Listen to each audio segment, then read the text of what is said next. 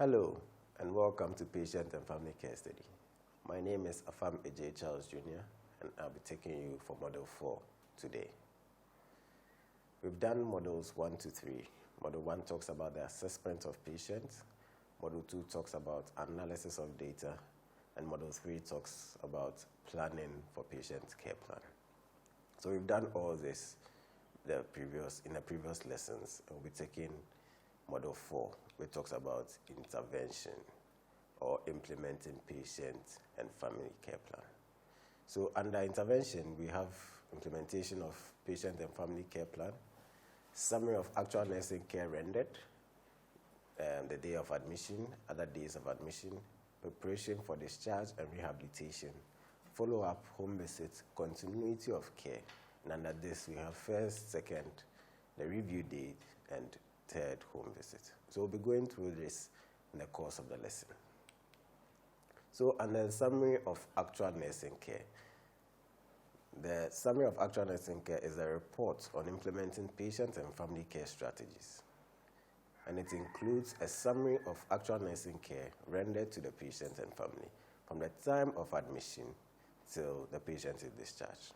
So what you are doing here is you are writing a summary of when patient was first admitted to the point of discharge. That is the summary of actual nursing care rendered, what exactly you did for the patient within this time. So in the case of death, you would have to do what we call last offices. You are all privy to last offices in the nursing care plan. And you also state how it was carried out in your actual nursing care. So under actual care rendered, the actual nursing care should correspond with the nursing care plan. So what we mean is, in your nursing care plan, you identified certain problems which you are going to now intervene. So when you say, let's say you identified anxiety on the first day of admission, and now so it has to reflect in your actual nursing care rendered that on day 1 of admission or on the admission day, the patient was anxious, and whatever you did for the patient to resolve that anxiety. That is what we mean by the actual nursing care should correspond with the nursing care plan. So i.e., identification of problems, nursing intervention executed, evaluation of care rendered, preparation for patient for rehabilitation and discharge, and follow-up and home visits. All these are parts of the actual nursing care rendered because you'll be doing all this and you'll be explaining it in its summary in your actual nursing care rendered.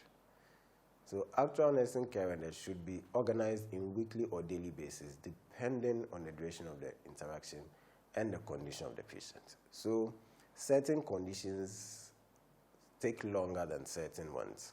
So for example, in a case where you have a chronic illness or an orthopedic patient, they spend longer hours or longer times in the hospital. And if you try to write it in daily basis, to make your work too cumbersome or too bulky. So you then have to organize it in weekly basis, depending on how long patient spends on a week. Some spend months, some can spend 6 months on the ward. And if you are planning or your write-up for that patient is within that period, you would have to write it in weekly basis. So an example is patient with chronic illnesses and or orthopedic patients may spend longer time on the ward, as I said earlier. The nurse may have to categorize the summary on a weekly basis. So it is recommended that for the first 3 to 5 days or 7 days, the care should be discussed on daily basis. So if your patient spends, let's say 3 to 5 days or 7 days, then you have to write it in daily basis. So daily, you have to write a summary on what happened to the patient. Thereafter, the report should highlight periods of the nursing care activities, and specific issues can be grouped in 2 to 3 days.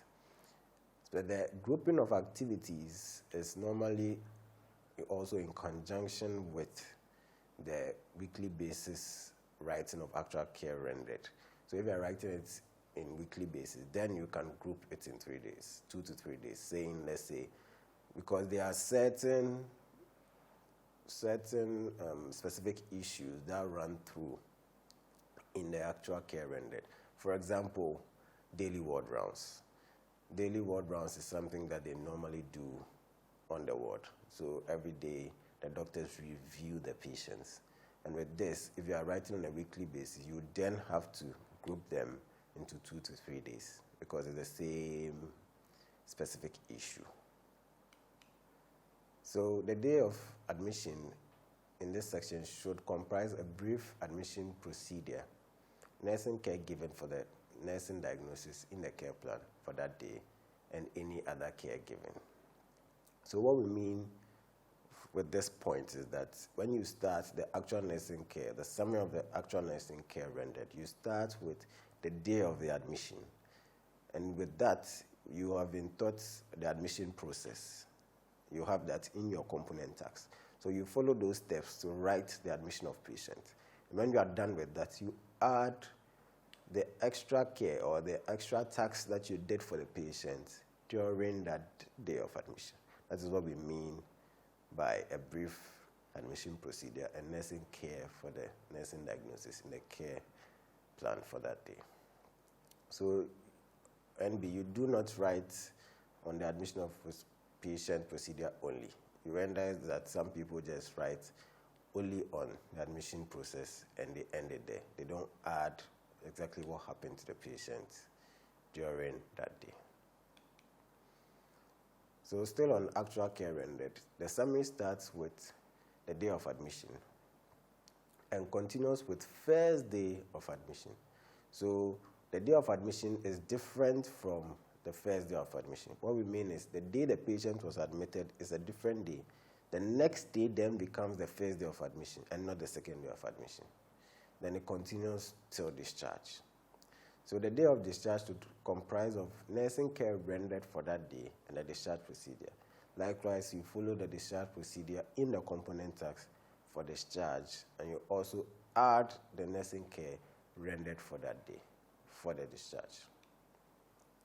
So a summary of actual nursing care should also include the daily review done by the doctor, various diagnostic investigations requested and done, and a statement on the first home visit.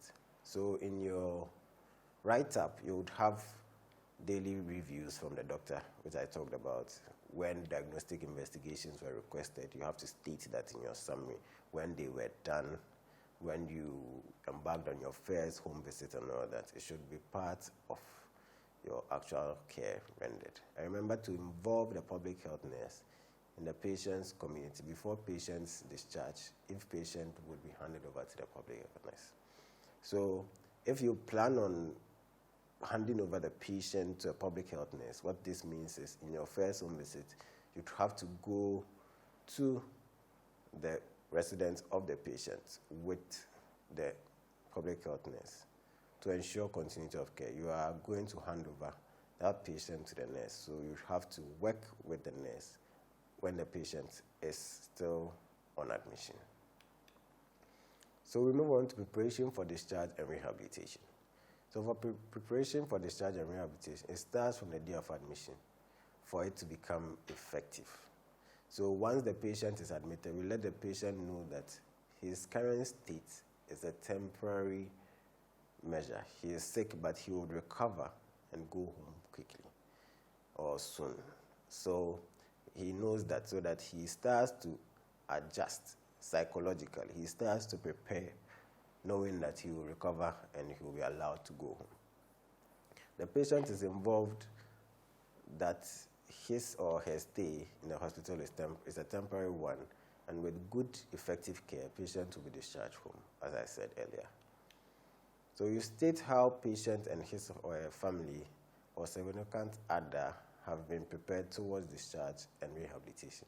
What this means is you have to state what you have done to prepare the patient towards discharge and rehabilitation. So there are some points that we are going to run through as to what to do to prepare the patient towards discharge and rehabilitation. So 1, you discuss prognosis and duration of admission with patient and family. You allow them to express their fears and worries. So what this means is you are going to discuss how long the patient is going to be on the ward and the duration of his admission, and the states in which his disease condition is going to take, the forms that is going to take, what measures you are going to do to help him recover. It all comes under prognosis. Then they will definitely have some questions as to how these measures will be carried out. And you have to calmly explain and allay all their fears and anxieties. So point 2, you have to obtain referral for patients to physiotherapy or dietitian depending on patient's condition. So for example, when patient is discharged and the patient is a stroke patient, is likely to have physiotherapy of some form, or has an underwater seal drainage, you have to have chest physiotherapy or any other therapy, oxygen therapy and other things. So you have to claim a referral if a patient is diabetic or needs diet modification, hypertensive and all. They need high diet modifications and have to see a dietitian to help them plan on the new diet. And you also have to give education to the patient on the disease and the medication. So you have to comprehensively explain the disease process to the patient. Let the patient understand his disease condition and how to take his medications, what the medications does for him, the side effects, the adverse effects, the desired effects and all that, so that the patient understands. And with this, when the patient goes home, he will be able to take his medications religiously. So you educate patient on specific management of the condition involved. Specific management meaning that every condition has its specific and general management.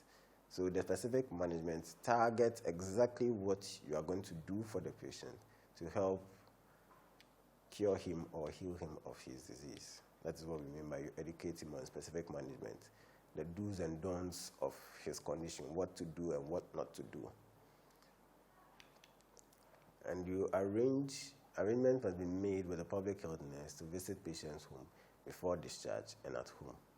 So you have to embark on a home visit with the public health nurse in order to effectively hand over the patient to the nurse. You also have to stress on the importance of the review date. Before discharge, the patient has to understand that when he goes home, he would have to come back for review to determine whether he is fully fit and has not relapsed. And so the patient has to understand on the importance of it so that he will be able to adhere to the coming. So you inform patients of discharge as soon as the decision is decided upon. When you have this information, you have to tell the patient that he has been discharged so that the patient can also make other preparations like informing his or her relatives and also making plans to make payment of his hospital bills. So moving on to follow-up and home visits and continuity of care. So follow-up home visit is visiting the patient in his or her normal or natural habitat for continuity of care. The nurse is required to do 3 home visits. The first home visit should be done before discharge and the other 2 when patient is at home. So you do the first one when patient is on admission, the second one in between before review, and the third one to finally terminate care. So we'll go through the purpose of your 3 home visits during this course of the study. So we move on to the first home visit. So with the first home visit, the nurse must discuss with the patient and relative or significant other for their permission to visit the patient's home environment. So you can't just decide that you are going to the patient's home. You have to make the patient aware of this development before you embark on visiting his or her home. You also have to seek the approval of your ward in charge of your decision to visit the patient's home. And in visiting patient's home, you do not have to go alone. And in a case where the patient is an opposite sex, let's say you are a male and your patient is also a male and you are going to the patient's home with the wife, you have to go with somebody. Same goes for the females. You have a female patient and now you have to go to the patient's home with, let's say, the husband. Because of safety reasons, you have to go with someone else to help prevent all that. So first home visits must be part of the summary of actual care, nursing care rendered, as we said earlier. So it's part of it because it's done before discharge. And the purpose of the first home visit is to find out if there are any precipitating factors that may aggravate patient's health or impede his recovery. So you are going there to make quick observations to see if patient can reintegrate back into his home environment. So there are certain things that may hinder patient's recovery or slow down patient's recovery. So you as a professional, when you visit the patient's home, you get to go there and do all these things. Remove all these hindrances and make sure that the place is safe so the patient can reintegrate back into his or her home. So with the first home visit, you are going to talk about how you got there. How you got there means how you left patient's side. You have sought permission from the patient, and now you are going to the patient's home. Normally, the first home visit, you don't know the patient's home environment, so you have to go with the patient's relation. And because patient is still on admission, you normally leave from the hospital. So your designated hospital is where you will leave from. You will make arrangements with the relative or the relation or significant other to visit patient's home. So in explaining how you got there, you will talk about how you left the hospital with the patient's relation in the patient's relative's vehicle, or you got a vehicle together, an Uber, or a taxi, or you got into a bus and got to patient's home. And who you went with. Let's say you went with a friend and a patient's relation. So in a case that I explained earlier, to avoid harassments and all that, you have to go with somebody to help you prevent all that. And in going there, you also look out for major landmarks. So major landmarks meaning churches, mosques, filling stations, and all that, signs, road signs and all that to the patient's home. Then the community, you talk about the community where the patient lives in. Community means exactly where the patient lives. Weja, Kaswa, Bawi, Malam, they are all communities where patients live or patients can live. So in talking about the community, you have to avoid writing patient's house number for the sake of confidentiality. You promised the patient that you would maintain confidentiality. So in disclosing his house number, you've given the patient away, or his GPS address, you've given the patient away, and someone who reads your write-up might be able to track the patient, and that is not maintaining confidentiality. And before you get there, you assess the neighborhood leading up to patient's home. You check what kind of neighborhood that the patient lives in. Some people live in classy neighborhoods like the East Legon, the cantonments, and all that, Trasaco and all that. Some also live in hinterlands and very, very dusty places. And these two neighborhoods are different. So you assess the neighborhood, how neat the neighborhood is, how conducive the neighborhood is for the patient. And if the patient's condition, reintegrating the patient into that neighborhood will help the patient, or what can be done to help solve the patient's problem. You look at for all that. And when you arrive at the patient's home, how long it took you to get there. So let's say you leave the hospital, you are driving, how long it took you to get there. And when you get there, you quickly assess the patient's home environment upon entry. So assessing patient's home environment is different from assessing patient's neighborhood. So neighborhood is the area in which the patient lives in, but assessing the home environment is the compound in which the patient lives in. And when you get there, you reintroduce yourself to patient's relatives who might be at home, or if the patient lives in a compound home, you have to reintroduce yourself to neighbors as a nurse who is doing a care study and taking care of the respective patients. And then you get there, you state your intention from being there. You respect their culture at their home when entering the main house. So example, some persons, when upon entering their house, you have to remove your shoes to enter their homes. It's their culture. And when you go there as a nurse, you don't say that because in your home environment, you don't remove your shoes. So you remove your shoes to enter these houses. So you have to respect their culture. You have to ask for a seat. You have to wait to be told to sit down and all that. They are all parts of the culture. If they offer you water, sometimes you have to respectfully take it. But other things like you have to reject food, monies, and other things like that. It's unethical to take food and money from the patient.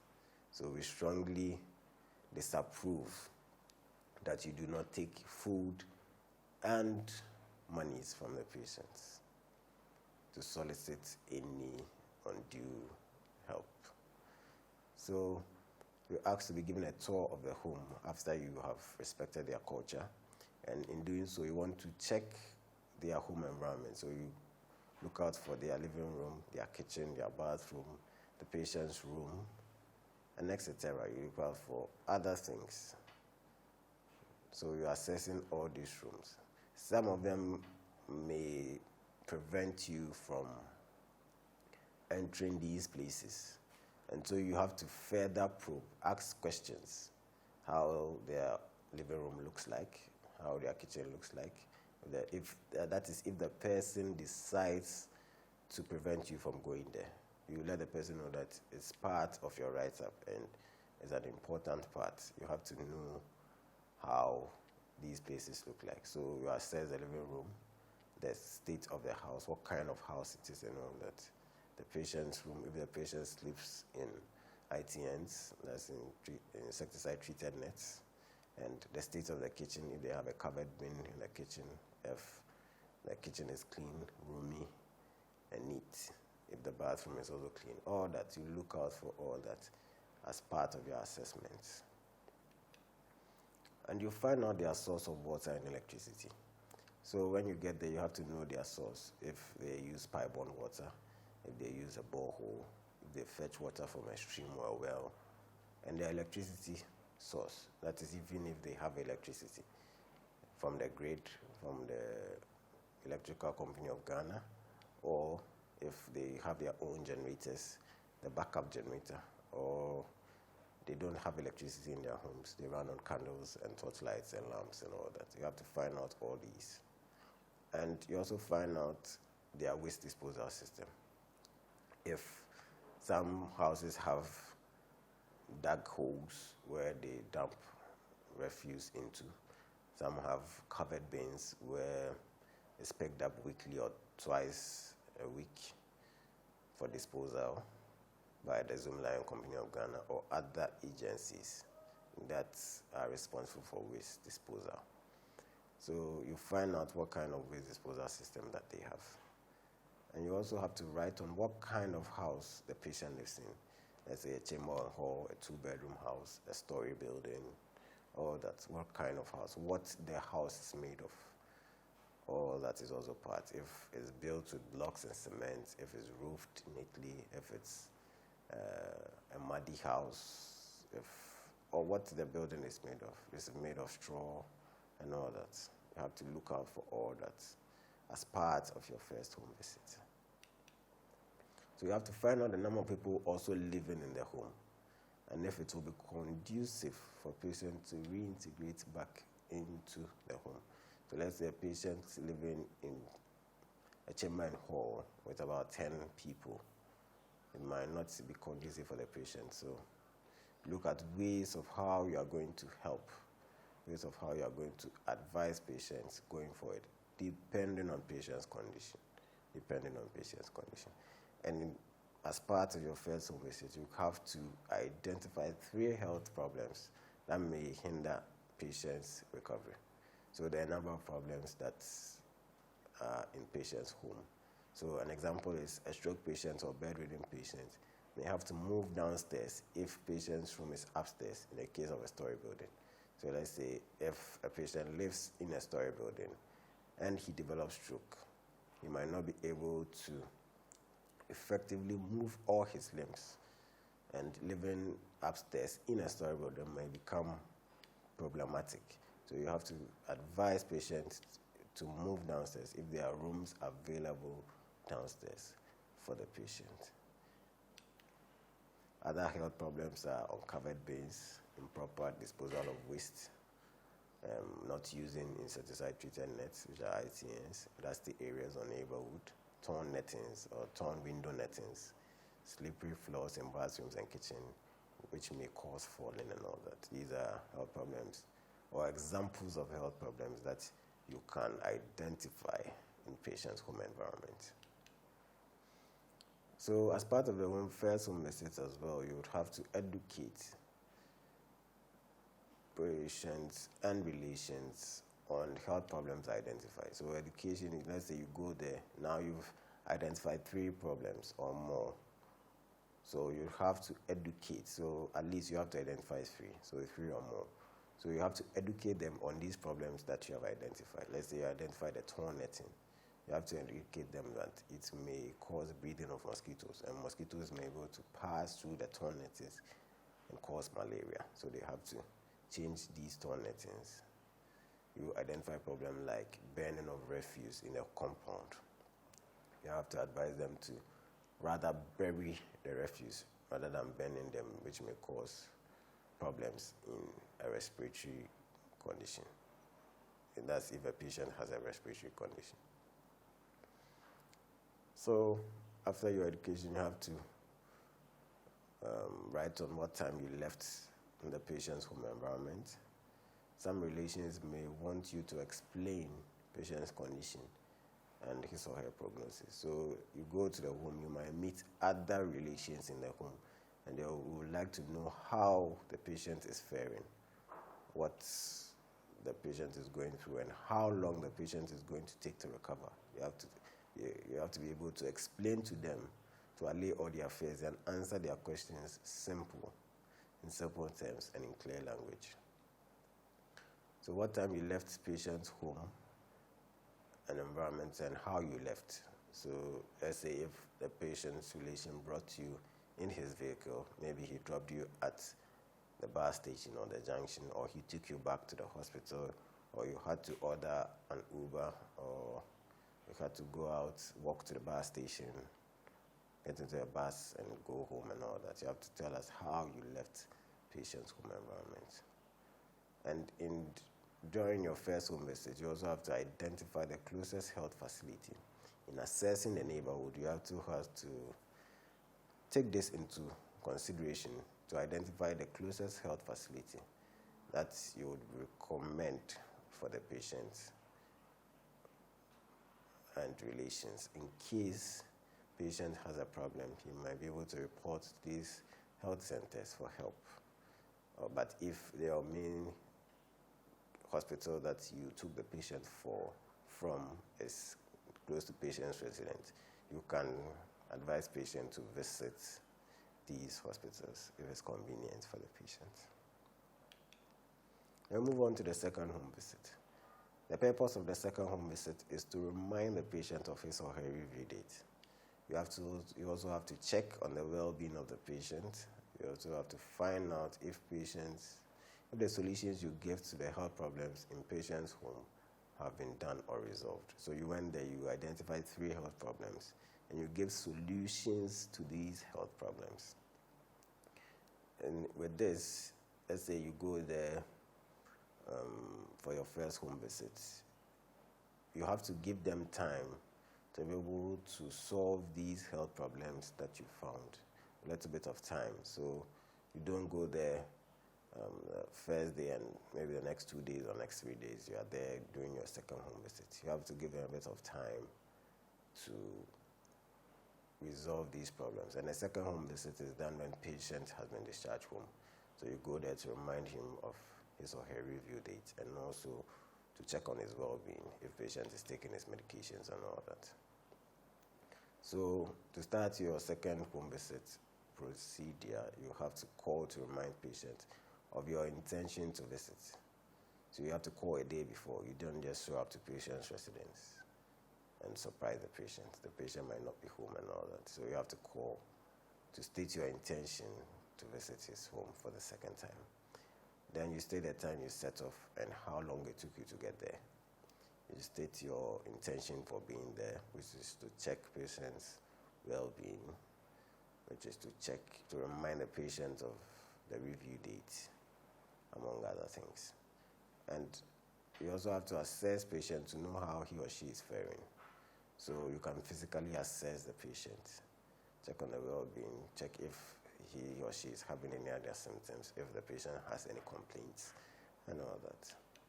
So you find out the general health of the patient, to find out if patient is taking his medications. So in checking if patient is taking his medications, you have to ask the patient to remind you how he takes his medication. And you also collect the medications. If it's tablets, you can check how many are empty and calculate the days, because you know how patient takes his medication. Calculate the days for taking these medications. You also have to observe if the problems identified in the first home visit have been resolved. As I said, it's one of your purposes, so you check to find out if it has been done. And if so, you congratulate patients for solving the problems quickly. And as part of the second home visit, you remind the patient of the review date and stress on its importance. So you let the patient know that he still needs to go for his review. He might be doing well, but the review is still important, so that he can clear all doubts and know that he is fully fit. Therefore, the second home visit should be close to the review date as well. So you have to give the patient time to solve the problems at hand, and also the second home visit must also be close to the review date, so that you remind the patient. Your reminder will be effective, because if the patient's review date is weeks away or too many days away, and you remind the patient on a second home visit and it's not that close, patient might forget. That means you would have to be calling and calling and calling. But if it's close to the review date, you just remind the patient of it and he would remember. So you answer any other questions that patients and relations may have, and you answer these questions in simple and clear language. You inform them of your termination of care, in the third home visit. And termination of care is also part of the procedure of admission. So in admitting a patient, you told the patient that he will be going home in your preparation for discharge. He will be going home, and eventually care will be terminated. And that time is now, and the care will be terminated in the third home visit. So you bid them goodbye and take your leave. That's for the second home visit. So moving on to the review day. So on the review day, you call to remind patients and relation the day before, and you meet the patients and relation at the review venue. So let's say if you picked your keys at the 37 Military Hospital, you might go for the review, depending on the patient's condition, at the medical outpatient department or the surgical outpatient department, or whichever case it was, the pediatric outpatient department and all that. So you go to the venue, the review venue. Some reviews may be might not be at an OPD. It may be physio. So you meet the patient at a physiotherapy unit or with the dietician. It depends.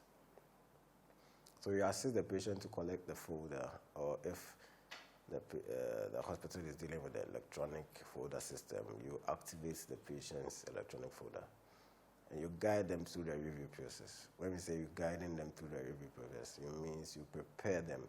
So you help them check their vital signs. You help them do all what they need to do to be able to ready them to go into the consulting rooms or the necessary room specified.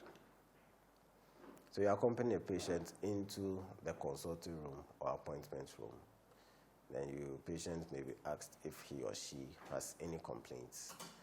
Then if not, then you also check if patient is adhering to the treatment regimen, if he's taking his medications religiously, if he's taking to specific managements of what he has to do and all that. And if patient has a wound, it may be also examined for signs of infections and healing. So we do all this during the review date, and removal of stitches and all that during review. That is if it's not done. So patient may be referred to an additional unit if needed. So let's say a patient comes in and we realize that the patient has a wound and the wound care is not that effective. Patient may be referred to the surgical OPD or advised to employ or seek wound care from a nearby facility, or a physio or a dietician if his recovery may need it. Also, patient might come in with some complaints and there might be a need to do extra laboratory investigations to find out if there's a problem or not. Or let's say a patient had a swelling of the head or the brain, and now patient has come on review. Upon review, patient might be asked to bring a CT scan of the head to check if the swelling has reduced or is no more. An example is also with, let's say, HB levels. Let's say on an anemic patient might have low HBs, and upon the review date, patient may be asked to bring a report on hemoglobin estimation level and to check if it is within normal ranges or it has elevated. So if everything is in order, patients will be deemed fit and care can be terminated. So the doctor might sign off that patient is now feeling better and may schedule another review date or may terminate his care or her care. So you bid the patient a relative goodbye and you either escort them to the car park or bus station. Some people take the opportunity to do the third home visit, where they go to the patient's residence and terminate care immediately. But it varies, it's up to you. If it's not a planned care, you might take the review date and the third home visit becomes different. So moving on to the third home visit. So with the third home visit, you call to remind patient of your intention to visit. And the purpose of the third home visit is to check on the general well-being of the patient and to hand over the patient to the public health nurse if necessary, and to also to terminate care. That is the purpose of the third home visit. So you state the time of your arrival at the patient's residence, what time you got there, how you got there, and all that. You state your intention and purpose of the visit. You check on the well-being of the patient after the review date, if the patient has no complaint, is feeling fine and all that. You ask patient if he has any complaints. You find out if patient is adhering to the treatment regimen, if he's sticking to the strict or the specific management given to him, and also taking his medications religiously. You check all these with the patient. Then you hand over the patient to the public health nurse, or you recommend a nearby facility.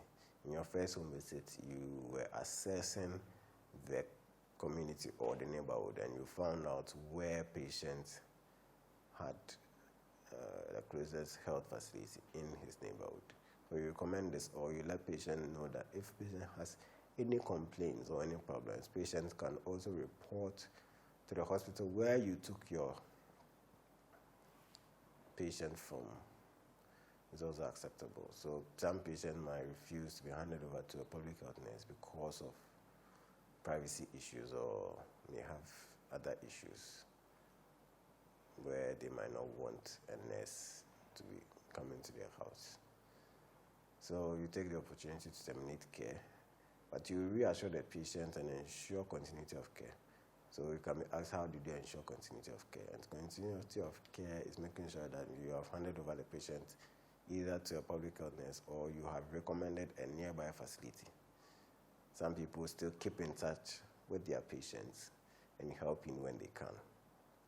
So termination of care does not necessarily mean that when you are done with the patient, you do not have anything to do with the patient. You can decide to continue to help the patient, but that is at your own time. So you bid the patient goodbye and you wish him or her well. So that is for the third home visit, and that brings us to the end of chapter 4. Thank you. My name remains Accompany Charles Jr. I work with St. Carol's Club Nursing. Thank you for your attention.